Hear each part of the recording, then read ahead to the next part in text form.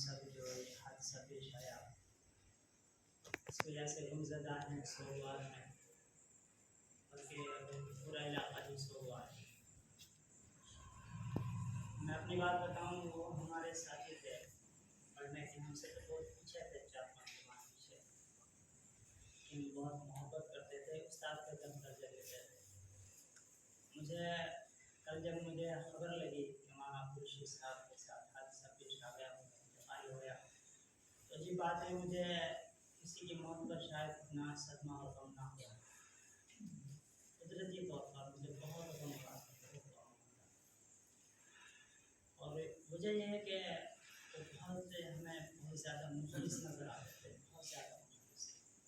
अल्लाह के नेक बंदे जिससे हमारे साथ में रहते थे, इमाम आज़ाद के साथ में रहते थे, भाई हैं, रिश्तेदार हैं, मामला मगर वो सरापा हमें मुखलिस और नेक साले इंसान लगा। लेकिन बहरहाल अल्लाह ताला का फैसला, अल्लाह ताला की तकदीर, उस पर हम सबको राज़ी रहना चाहिए। अल्लाह ताला के फैसले पर राज़ी रहना, यही इंसान की ज़िंदगी है।